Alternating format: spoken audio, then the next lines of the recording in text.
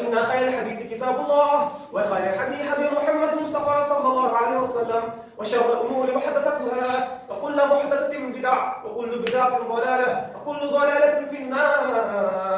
أعوذ بالله من الشيطان الرجيم. بسم الله الرحمن الرحيم. قاف والقرآن المجيد بل عجبوا أن جاءهم منذر منهم فقال الكافرون هذا شيء عجيب أئذا متنا وكنا ترابا ذلك رجل بعيد قد علمنا ما تنقص الأرض منهم وعندنا كتاب حفيظ بل كذبوا بالحق لما جاءهم فهم في أمر مريج أفلم ينظروا إلى السماء فوقهم كيف بنيناها وزيناها وما لها من فروج والأرض مددناها وألقينا فيها رواسي وأنبتنا فيها من كل زوج بهيج تبصرة وذكرى لكل عبد منيب. قال الله عز وجل في القرآن الحكيم بعد أن يقول أعوذ بالله من الشيطان الرجيم. بسم الله الرحمن الرحيم. يا أيها الذين آمنوا اتقوا الله حق تقاته ولا تموتن إلا وأنتم مسلمون. رب اشرح لي صدري ويسر لي أمري واحلل عقدة من لساني يفقهوا قولي اللهم ثبتنا عند الموت بلا إله إلا الله اللهم اجعلنا من الذين آمنوا وعملوا الصالحات وتواصوا بالحق وتواصوا بالصبر آمين يا رب العالمين. حتى التعريف حمد وسلام کی بجائے بڑائی اس رب العالمین کے لیے جو ہم سب کو پالنے والا ہے. سامنے کام آپ سب کے سامنے سورہ آل عمران آیت نمبر 102 کی تلاوت کی گئی. انشاءاللہ تعالی ہم سب اس پر غور فکر کریں گے انشاءاللہ. سامنے کام ہمیں یہ چیز بہت اچھے طریقے سے معلوم ہے کہ ہمیں اللہ سے اور اس کے رسول سے کس حد تک محبت کرنے کی ضرورت ہے. بس اس کا کلائمیکس یہ ہے کہ اللہ کے رسول جناب محمد رسول اللہ صلی اللہ علیہ وسلم فرماتے ہیں صحیح بخاری کہ تم میں سے وہ انسان تب تک سچا ایمان والا نہیں بن پائے گا جب تک کہ وہ اس دنیا میں جتنے بھی کچھ ہے اس سے زیادہ عزیز میں نہ ہو جاؤں. یعنی کوئی انسان اپنے ماں باپ، اپنے بھائی، اپنے رشتہ دار، اپنے بال بچے سب سے زیادہ پیار اسے محمد صلی اللہ علیہ وسلم سے ہونی چاہیے، اس کے بعد کسی اور سے. اور اس کا کلائمیکس یہ بھی ہے کہ ایک دن حضرت عمر رضی اللہ عنہ وہ فرماتے ہیں کہ یا رسول اللہ میں اس دنیا میں اپنی جان کو چھوڑ کر آپ سے سب سے زیادہ محبت کرتا ہوں. تو محمد صلی اللہ علیہ وسلم نے فرمایا کہ اے عمر تو تمہارا ایمان ابھی بھی کمپلیٹ نہیں ہوا ہے. جب تک کہ تم اپنے جان سے بھی زیادہ مجھ سے محبت نہ کر لو تب تک تم ایک سچا ایمان والا نہیں بن سکتے. سبحان اللہ. اس سے کیا پتا چلا؟ اس سے یہ پتا چلا کہ اللہ اور اس کے رسول سے محبت کرنا ہم پر فرض ہے. اور صرف محبت کرنا ہم لوگ جو بولتے ہیں کہ ہم اللہ سے اور اس کے رسول سے بہت پیار کرتے ہیں. پیار کا مطلب کیا ہوتا ہے؟ کیا پیار کا یہ مطلب ہے کہ جب 12 ربیع الاول آئے تو آپ اور ہم گرین جھنڈا لے کر راستے میں نکل جائیں اور یہ نعرہ لگاتے جائیں کہ ہم اللہ سے اور محمد سے بہت پیار کرتے ہیں؟ کیا یہ محبت ہے؟ کیا یہ محبت ہے کہ ہم اللہ اور اس کے رسول کے نام پر ہم بہت بڑے جلسہ کریں اور وہاں پر قرآن کی بات کم ہو، وہاں پر قرآن اور اللہ قرآن اور حدیث کی بات نہ ہو کر کچھ اور باتیں ہو رہی ہیں؟ کیا محبت وہ ہے جو اللہ کے رسول کے لیے اللہ کے رسول کی تعریف میں ایسی باتیں کی جائے جس میں اللہ کا جو مرتبہ ہے وہ کم ہو جائے اور اللہ کا رسول کا مرتبہ بہت زیادہ ہو جائے؟ سامنے رکھو یہ آپ سے کیوں بات کہی جا رہی ہے؟ کیونکہ اللہ کے رسول نے خود فرمایا دیکھنا جب میری فوت ہو جائے تو میری شان کو اس طرح بلند کرنا جیسے کہ عیسیٰ ابن مریم علیہ السلام، یعنی عیسیٰ علیہ السلام کے فالوورز سے اپنے عیسیٰ علیہ السلام کو اتنا غلو کیا، اتنی تعریف کی، اتنا حمد و ثنا کیا کہ اللہ کو چھوڑ کر وہ عیسیٰ علیہ السلام کو رب بنا بیٹھے. یہ تاریخ کی سچائی ہے. اور یہی نہیں موسیٰ علیہ السلام کے بھی ساتھ یہ لوگ یہی کیے کہ اللہ کی شان اللہ کو کم اور محمد صلی اللہ علیہ وسلم کو اور ان کے رسول کو بہت زیادہ کر دیا. اور آپ سب کو کئی دن بہت جگہ یہ سننے ملتا ہوگا نعت میں کہ اللہ کو بڑا اللہ کو کم اور محمد صلی اللہ علیہ وسلم کو بہت زیادہ غلو جس کو کہتے ہیں وہ غلو. آپ سب کے سامنے بیان کیوں کیا جاتا ہے کہ اللہ کیا ہے؟ اے ایمان والو اللہ تعالیٰ سے اتنا ڈرو جتنا اس سے ڈرنا چاہیے اور دیکھو مرتے دم تک مسلمان ہی رہنا. یہ جو آیت ہے نا یہ آیت شاید ہم لوگوں نے بہت کم ہی سنا بہت کم. ہاں خطبہ میں بالکل سنا ہوا لیکن ان کا میننگ ہمارے دل میں شاید نہیں گیا ہے. کیا اللہ کہتے ہیں کہ اے ایمان والو صرف یہ ایمان والوں سے خطاب کی جا رہی ہے. اللہ تعالیٰ سے اتنا تم ڈرو جتنا کہ اللہ سے ڈرنے کا حق ہے. اچھا اب ہمیں یہ کون بتائے گا کہ اللہ سے ہم کتنا ڈرے؟ ڈر جو ہے یہ اسلام میں بیلنس ہے. اللہ قرآن میں جب بھی ڈر کے ذکر کریں گے یعنی جب بھی جہنم کا ذکر کریں گے اس کے فوراً بعد ہی جنت کا ذکر آئے گا.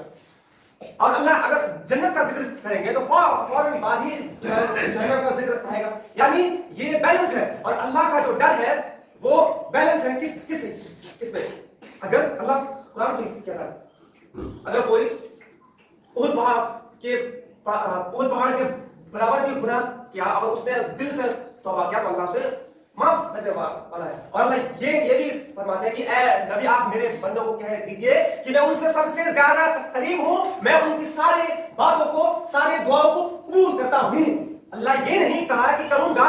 اللہ اس چیز کو پریزنٹ ٹینس میں یعنی اللہ ہمیشہ سے انسانوں کو معاف کرتا رہا ہے, معاف کر رہا ہے, معاف کرتا رہے گا.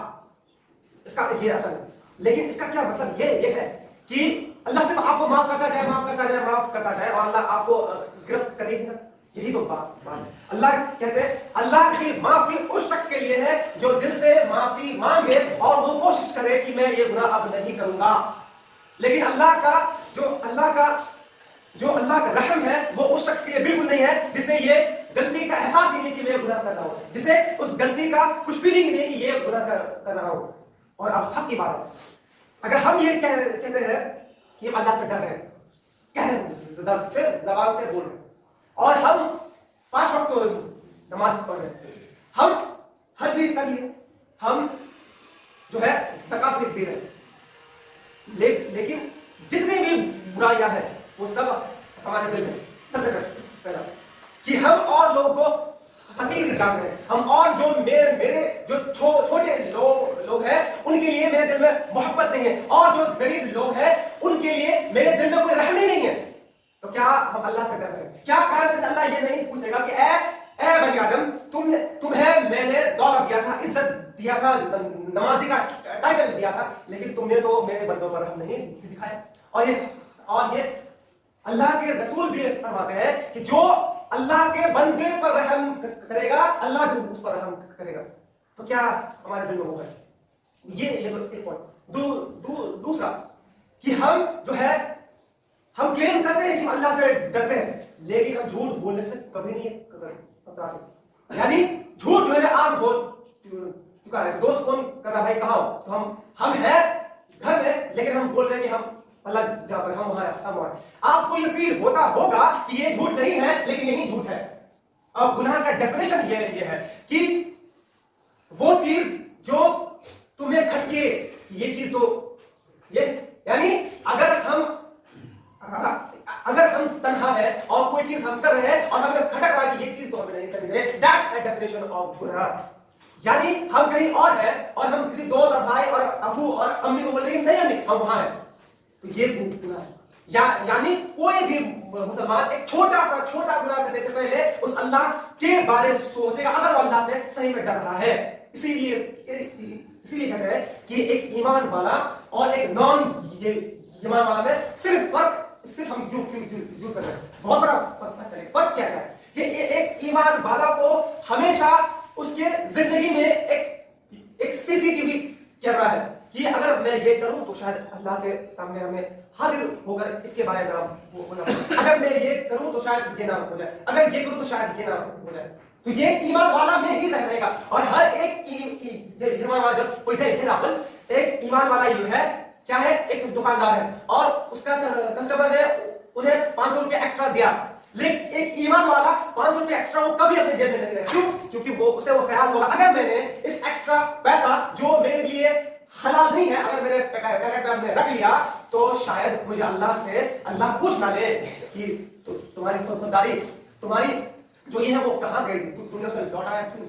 لیکن ایک جو نان بلیور جسے اللہ قیامت جنت جہنم کا کوئی فرق نہیں ہے, اسے کچھ نہیں پتا, اس کو کوئی فیل ہی نہیں ہوگا. ہاں اگر انسانیت ہے تو وہ کرے گا.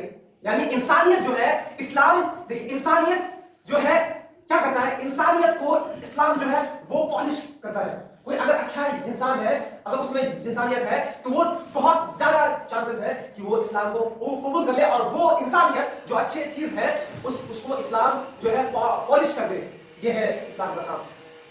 تو ہمیں اللہ سے کس طریقے سے ڈرنے کی کوشش کرنی چاہیے, اللہ سے اس طرح جس طریقے سے کہ ہم نماز میں ہے اور نماز میں جب اللہ کے پاس ہوتے ہیں اور ہم یہ کوشش کرتے ہیں کہ یا اللہ میں آپ کے سامنے جھکا ہوا ہوں. اور بے شک جب کوئی مسلمان نماز میں کھڑا ہوتا ہے تو وہ خود کو محسوس کرتا ہے کہ میں اس رب العالمین جو اس زمین و آسمان کا خالق ہے, مالک ہے, اس کے سامنے کھڑا ہوں اور میری ساری گناہیں اور میں خود کو چھوٹا سب سے بزدل اور سب سے کمزور مانتا ہوں. یہ ہے ٹیچنگ آف نماز جو ہم بہت کم لوگ اس کو فیل کر پاتے ہیں کہ جب اللہ اکبر شروع ہوا تو خیال آ رہا ہے کہ ہاں بھائی وہاں پر پارٹی ہوگا تو وہاں تو شاید کچھ پوچھ رہا ہوگا. جہیں آیا تو اچھا وہاں جو ہے میرے دکان میں تو وہ والا حساب رہ گیا, یہ خیالات آتے ہیں. اور یہ خیال آنا کوئی بات نہیں, کیونکہ محمد صلی اللہ علیہ وسلم نے فرمایا ہے کہ جب بھی تم نماز میں رہو گے تو شیطان تمہیں برگلائے گا.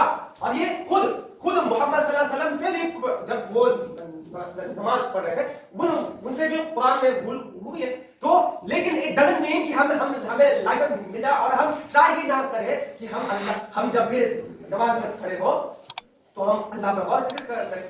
جس طریقے سے ایمان والا نماز میں اللہ سے ڈرنے کی کوشش کرتا ہے اسی طرح اپنے مسائل میں اپنے پڑوسی کا حق ادا کرنا, اپنے پڑوسی کو تکلیف نہ دینا, اپنے گھر میں عدل و انصاف کرنا. عدل و انصاف مطلب اپنے گھر میں اگر مال اور دولت میں اگر یہ ہو رہا ہے, اگر مال اور دولت میں تقسیم ہو رہی ہے تو مال اور دولت قرآن کے حساب سے ہوگا. اگر قرآن کہہ رہا ہے کہ ایسے آپ کو ڈویژن کرنا ہے تو آپ کو ویسے ہی کرنا پڑے گا. ہم خود فیل ہیں بہت جگہ گاؤں میں کیا ہوتا ہے کہ جو بہن کو کچھ حصہ دیا ہی نہیں چاہ رہا, اب کچھ ایسے ہے کہ ایک بھائی جو ہے وہ کٹ گیا, اس کو حصہ نہیں دے رہا.